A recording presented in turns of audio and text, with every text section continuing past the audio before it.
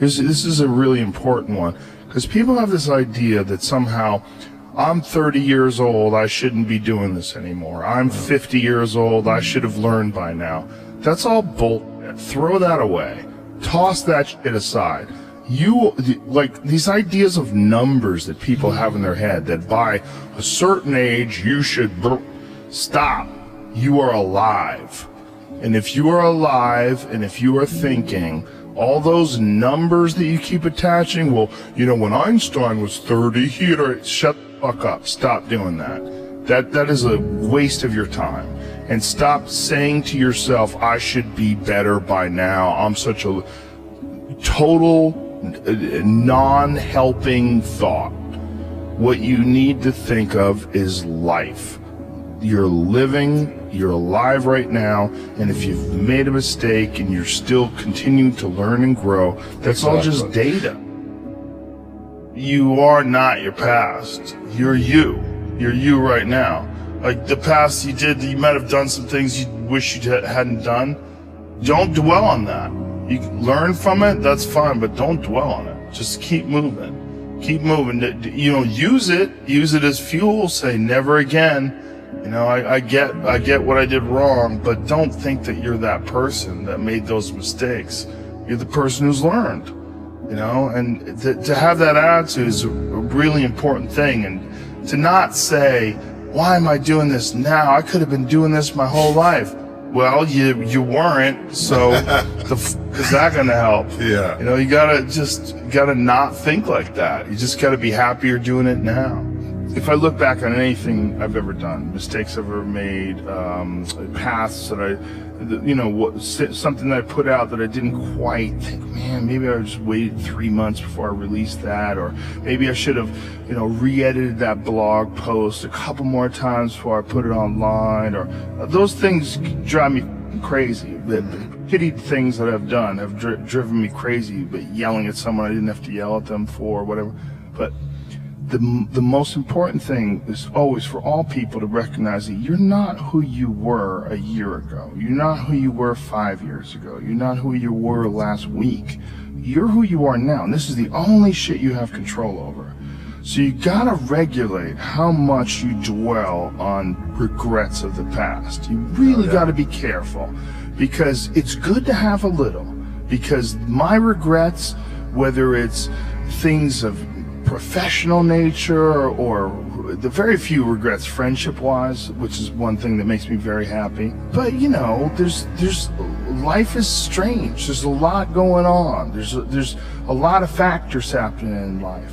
But for sure, who I am now wouldn't have ever happened if I didn't fuck up. If I didn't make those mistakes, I wouldn't have understand the importance of friendship and kindness. And if it hadn't been cruel at some point in my life, or someone hadn't been cruel to me, I wouldn't understand the beauty of love. I wouldn't understand the full range of it, because I hadn't felt the sting. If nobody ever punches you in the face, you don't really appreciate safety. Because a lot of people don't even understand what safety is. You could say, oh, we're safe, but you are so not safe. It's way better to drive your car straight after you almost lost control on a turn. And then you get back straight, you're like, whoa. I'm not saying that you should go sideways around corners, but what I am saying is that there's a fucking yin and a yang to this world, man. And you gotta fuel yourself with the fuck-ups. And most people get stuck in these patterns because they define themselves as a fuck-up, or they define themselves as a person who doesn't follow through on their ideas, or a person who doesn't pursue their real interests and loves. You define yourself by that. Well, I guess I start things and then I quit. No, you don't. No, you have started things and you quit, and it gives you a horrible sense of regret that's made you define yourself by that. You don't have to do that. You don't have to do that. We all do things that we're not happy that we did, but that doesn't mean that's you now. I don't want to hurt anybody's feelings. I think people that hurt people's feelings even if you justify it, you know you did something. And I think that fucks with your head, and it devalues you in your own eyes. You're not a hero in your own eyes. You're not someone who you respect. You know, you're doing what you got to do to get by, but ultimately you're not respecting yourself. And I think we all have a certain amount of appreciation and respect for hero figures. You know, like we all look at like the guy who never lies and always does the right thing and fucking helps everybody out, and that's the John Wayne character. You know, that's the ultimate hero.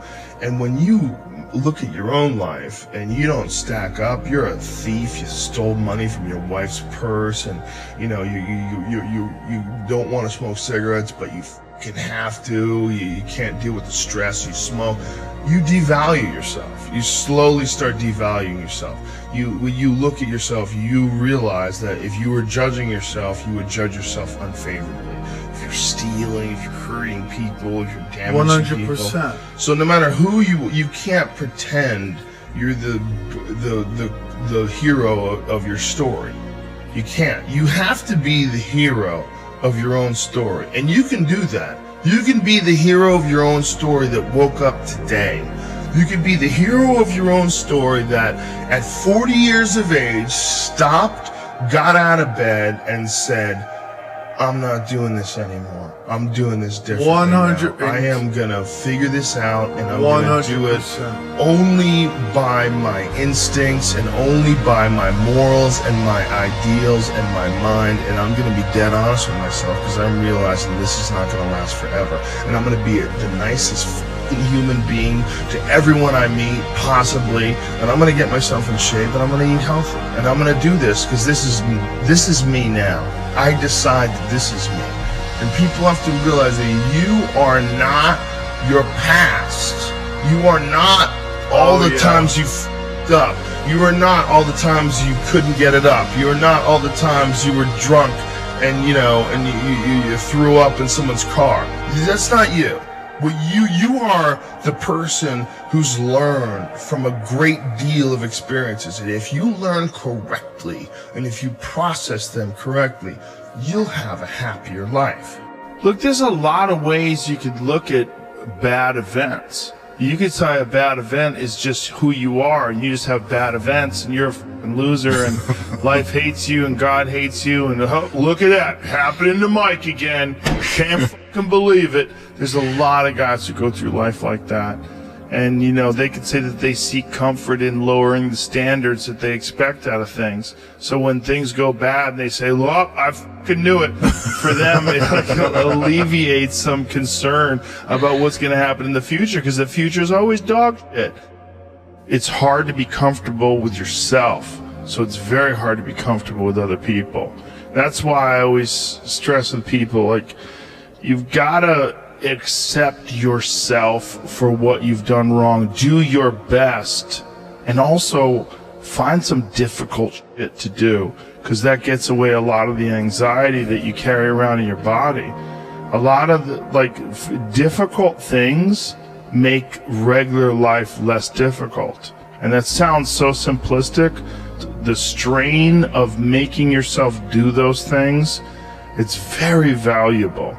It's not just valuable like exercise and fitness and martial arts and running and whatever you're doing that's really difficult.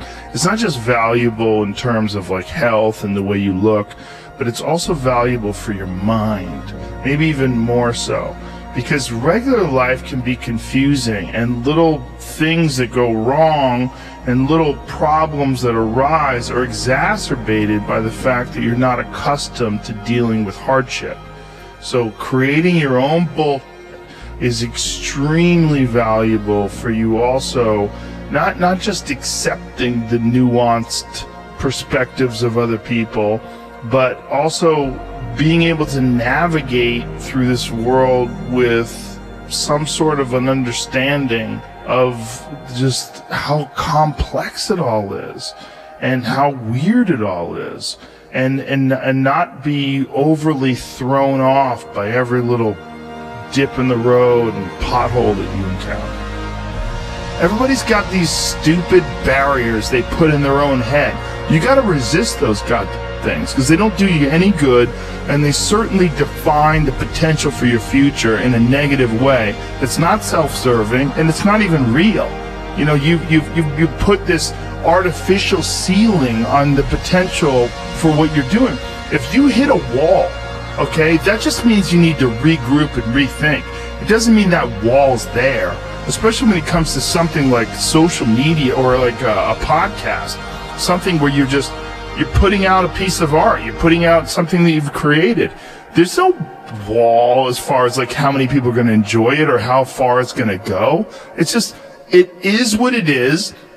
And if people don't like it, make it better. If they like it less, fix that. Figure out a way to do it. You can do that. And this idea that there's no way to get past the starting block today is just ludicrous. It's crazy. And it's just this poor thinking.